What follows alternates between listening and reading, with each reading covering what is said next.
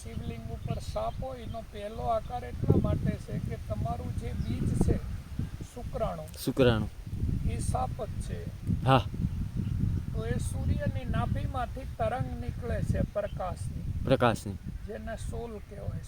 સોલ એ પુરુષનું બીજ છે. અને એ ધીરે ધીરે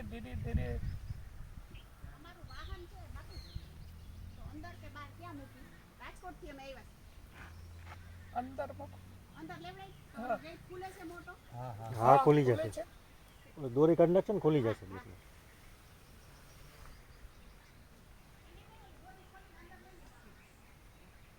તો એ ચંદ્રની નાભીમાં જાય એટલે ચંદ્ર એને બીજ આપે. ચંદ્ર છે એ લેડીઝ છે.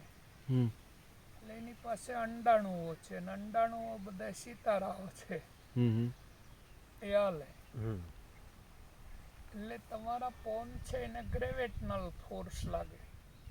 કારણ કે એનર્જીને માસ મળ્યું એટલે પેલો લો જનરેટ થયો, લો ઓફ ધ એટ્રેક્શન.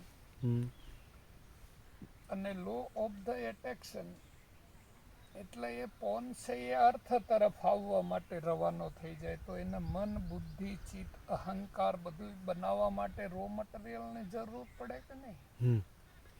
તો એ બધી રો મટીરિયલની જે જરૂર પડે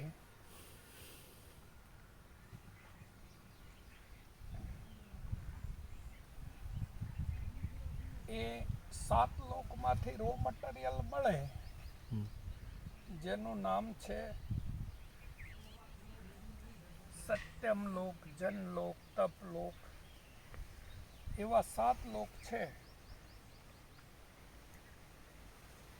અને ગાયત્રી એને ભૂર્ભુવઃ સ્વઃ તસ્ય વિતુર્વરેણ્યં ભર્ગો દેવસ્ય ધીમહિ. સાયન્સમાં એના આઇનોસ્ફિયર, એક્ઝોસ્ફિયર, ટોટોસ્ફિયર, થર્મોસ્ફિયર 7મી પ્લેટમાં આવે એટલે આ વનસ્પતિઓ ફોટોસિન્થેસિસની પ્રક્રિયા કરે છે. એટલે તમને O2 આપે ને CO2 લે. તો કૃષ્ણ ભગવાન એવું કે છે કે માનવ બી એક વૃક્ષ જ છે. પણ આ વૃક્ષ છે એના મૂળ નીચે છે ને શાખાઓ ઉપર છે. આપણે ઉલટું વૃક્ષ છે. આપણા મૂળ ઉપર છે અને શાખા નીચે છે. એટલે આ માથાનો એક વાળ છે એને ઓપ્ટિકલ ફાઇબર રિસેપ્ટર કહેવાય. એક માથાનો વાળ એક પ્રકાશ વર્ષ મોટી ગેલેક્સી સાથે ડાયરેક્ટ કનેક્ટેડ છે. અંતરિક્ષમાંથી આપણને જે ડેટા મળે છે એ બધા કોડિંગ ફોર્મમાં આવે છે. અને સૂર્યના તાપમાં જુઓ તો જાનેવાલી પીનારા ચોખ્ખી દેખાય. હા, વાડમાં દેખાય. રેનબો. સારેગમ પદનિસા. હા, ધ્વનિ બી ચોખ્ખી દેખાય.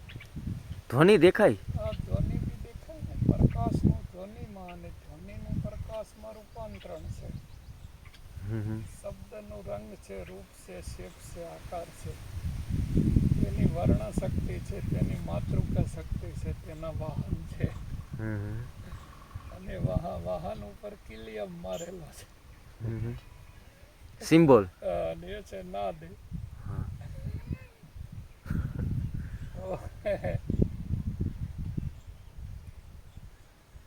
તમારો પહેલો સિગ્નલ જે આવે છે અંતરિક્ષમાંથી એ કોડિંગ ફોર્મ